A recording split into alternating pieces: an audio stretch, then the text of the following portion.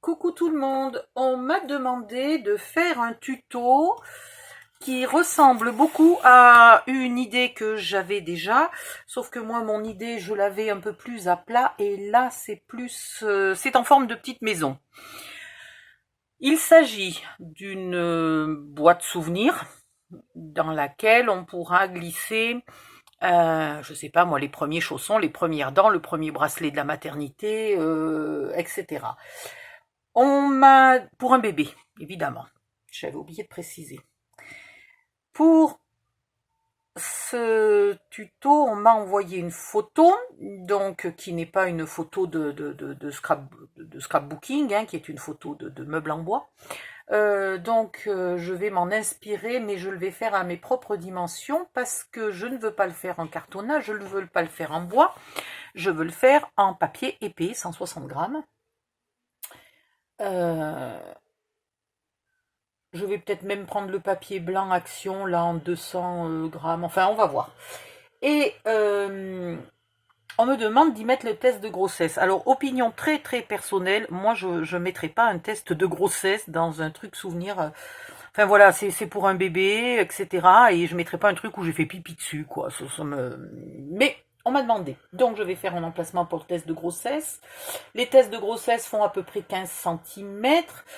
Les tiroirs des modulos scrap font 14,5, donc ça ira très bien puisque le test de grossesse sera un petit peu en diagonale, donc ça me permet de ne pas changer mes dimensions, de ne pas refaire des calculs, et ça me permet de vous ressortir le tableau des modulos scrap. Par contre, on va pas faire des boîtes petites, on va pratiquement faire que des grosses boîtes. Il ira, je ne sais pas encore combien de boîtes, et il y aura une porte devant, un peu comme la malle modulo scrap. Il y aura une porte devant avec la possibilité de mettre la photo du bébé, le nom, le prénom, la date de naissance, le poids, enfin voilà, on fera. Et puis je laisserai de toute façon la partie déco à votre propre goût, hein. Voilà, donc on va commencer par dessiner le modulo scrap. Comme ça, si jamais, si je retrouvais mon calepin, ça serait quand même bien pour dessiner. Zut, il est où mon calepin? Ah, il est là. J'ai eu peur. Voilà. Comme ça, je vous montre comment je procède. Et si jamais vous avez une envie totalement différente de le faire, vous êtes libre. Alors, les cases 1, 2, 3, 4, 5, 6, 7, 8, 9, 10, 11, 12, 13, 14, 15, 16, 17, 18. Ouh, tout juste, mais on y arrive. Alors, déjà, on va... Vous n'êtes pas obligé de prendre un calepin à gros carreaux comme ça, mais il faut que ce soit des carreaux, il ne faut pas que ce soit des rectangles. C'est tout ce qu'il faut. 1, 2, 3, 4, 5, 6, 7, 8, 9, 10, 11, 12, 13, 14, 15, 16, 17, 18. C'est bien ça. On est là. Donc le meuble, il va être grand comme ça. Est-ce que je le fais? Parce que la hauteur, je vais être limitée à 30. Oui, bah 30, c'est très bien. On va se... Ah! Vous connaissez, alors je ne sais pas si c'est une légende ou pas, soi-disant en Russie, il y a un ingénieur à qui on a demandé de faire une ligne de voie ferrée, puis en Russie, il y a des endroits où c'est un peu désertique hein, quand même.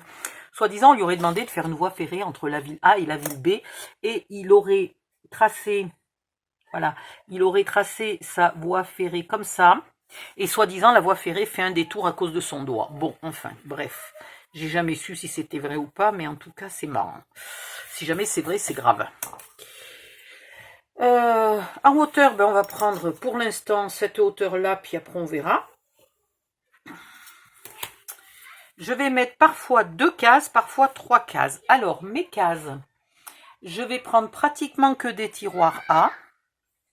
Alors, les tiroirs A, ils font 6 cm de hauteur. Et après, en largeur, j'ai les 1 qui font 9, j'ai les 2 qui font 6 et j'ai les 3 qui font 4,5. Ceux-là, j'ai pas envie de les faire. Enfin, on verra, mais normalement, non. Donc, Donc, il faut que je fasse un toit. Il faut que je fasse un toit. Et je vais faire une boîte aussi dans le toit. Donc, ça va être autre chose, là. Hein, une boîte en triangle. On va s'amuser. Alors, on n'ira pas jusqu'au haut du toit pour que quand même la boîte ait une ouverture. Donc, quelque part par là, je ne sais pas où. Mais quelque part par là, on fera un toit fermé avec une petite déco. Et ici, la boîte, il se peut que je la descende un peu plus. Alors, si je fais que des boîtes de 6, 1, 2, 3, et bien ça serait pas mal ici. Ça serait pas mal. Allez. Parce qu'on n'a pas non plus 50 souvenirs à mettre dans une boîte. Et si je fais trop de tiroirs, et ben il y a des tiroirs qui seront vides et ça va être tout con, quoi. Voilà. Est-ce que je fais que des tiroirs de 6 ou est-ce que je fais des tiroirs? Parce que j'ai les dés qui font 4. 1, 2, 3, 4. Je pourrais quand même en faire un de 4 et un de 2. Là, on verra. C'est possible. Donc, ici, dans la très grande case, on y mettra le premier babygros.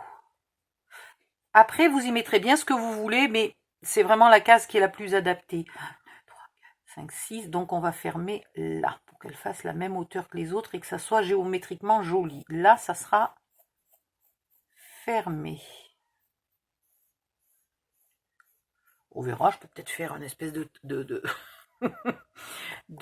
tiroir en triangle, mais je vois pas comment. Bref, donc le premier babygros, il ira là. C'est vraiment une grande case, hein, puisque je vous rappelle qu'on a 14,5 de profondeur là. Hop, hop, hop, de partout. Ici, donc pareil, hein, je vous le répète, à vous de voir si vous voulez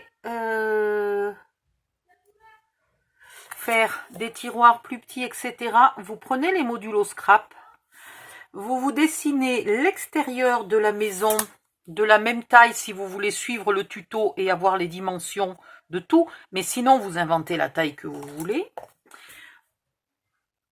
Et là, on fait des tiroirs, voilà. On va faire. Donc ça va être des A1. Ça, c'est des A2. Voilà. Et ça, il n'a pas de numéro. Il n'existait pas jusqu'à présent. Voilà. Donc là, je peux enlever ça maintenant. Vous reprenez le tableau des modulos scrap. Je vous le remettrai avec le tuto. Hein. Vous reprenez le tableau des modulos scrap et vous inventez les dimensions que vous voulez. On fera une ouverture avec une perfo. Voilà. Faudra pas oublier. Et du coup, ici, une ouverture aussi. Tac, zim, boum. Voilà. Si vous voulez mettre autre chose, si vous voulez mettre des poignées ou je sais pas quoi, il faudra absolument que ça soit sans épaisseur, puisque la porte sera plate. Il n'y aura pas d'épaisseur pour la porte. Cette fois-ci, elle sera totalement plate. Donc, à la limite, un ruban. Si vous n'avez pas de perfo, à la place, vous collez un ruban qui sert à tirer. Je vous montrerai... quand on arrivera au moment de faire ça, je vous montrerai. Parce que là, pour l'instant, elle n'est pas à côté de moi, ma malle de l'Orient Express. Voilà, donc, on a les dimensions. Donc, on va faire 2 tiroirs à 1, 6 tiroirs à 2, et je ferai celui-ci à part. Donc, je vais vous remontrer comment on fait un tiroir à 1 et comment on fait un tiroir à 2, parce que c'est pas tout à fait les plus simples de tous les tiroirs des modulos scrap. Voilà, ils sont en plusieurs morceaux. Je vous remontre ça tout de suite. Eh ben oui, allez, hop. Donc, il vous faut un plioir qui fait des plis fins. Si vous utilisez ça avec le couteau, vous avez des plis épais. Et c'est pas terrible. Plus vous avez des plis fins, je vous rappelle quand même que ce massicot vaut 2,99 €, que la lame pour faire les plis est probablement à peu près inusable et qu'au cas où Artemio en fait, alors elle vaut 3,50 €, je crois. Vous avez une lame de coupe et une lame noire, ou alors 2 lames de coupe. Voilà. Sachant que vous pouvez aussi acheter 2-3 massicots, les mettre au fond de votre placard et avoir des lames de pli là pour 10 ans. Les lames de coupe s'usent très rapidement, mais je crois que c'est le problème de tous les massicots. C'est pas lié au fait qu'ils soient fabriqués par Action, enfin qu'ils soient vendus par Action. C'est lié à tous les massicots. Donc au bout d'un moment, si vous en avez marre de changer les lames de coupe et que vous êtes comme moi, que de toute façon couper au cutter vous va très bien, ben vous arrêtez. Mais pour faire les tiroirs, je trouve que ce massicot est génial parce que on plie, on coupe, on plie, on coupe, on plie, on coupe, et au moins on va vite. Donc je ferai peut-être pas mes mini-albums pendant toute ma vie avec ce massicot, mais tant que je fais des modules au scrap, oui. Voilà.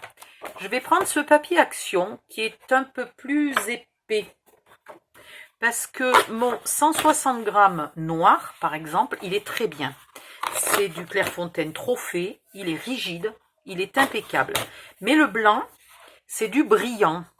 Et plus un papier est brillant, d'ailleurs vous le verrez, celui-là est mat, plus un papier est brillant, plus il est mou. Donc le 160 grammes Clairefontaine n'est d'ailleurs pas du Trophée. Et je le trouve parfois un peu mou. Voilà, donc quand je veux du blanc, eh ben, j'aime autant utiliser celui d'Action. Alors, il nous en faut quelques feuilles. Vous prenez pas les feuilles fines, hein, vous prenez bien les feuilles épaisses. Vous pouvez aussi le faire en craft, sachant qu'il y a énormément de plis et que ce papier craft est très épais et qu'il faut le plier quand même délicatement. Voilà, mais sinon, ça, c'est génial. Hop. Alors, faut que je me remémore, ça fait quand même au moins 1 mois et demi, largement, que j'ai pas fait de tiroir. Mais je suis bête, j'ai fait des vidéos qui expliquent comment faire les boîtes. Je suis totalement abrutie. Je vais vous mettre les vidéos qui expliquent comment faire la boîte A1 et la boîte A2. Je vous laisse faire, donc on a dit 2 boîtes A1 et 6 boîtes A2. Et puis, on se retrouve après dans une prochaine vidéo. Bye bye, à bientôt.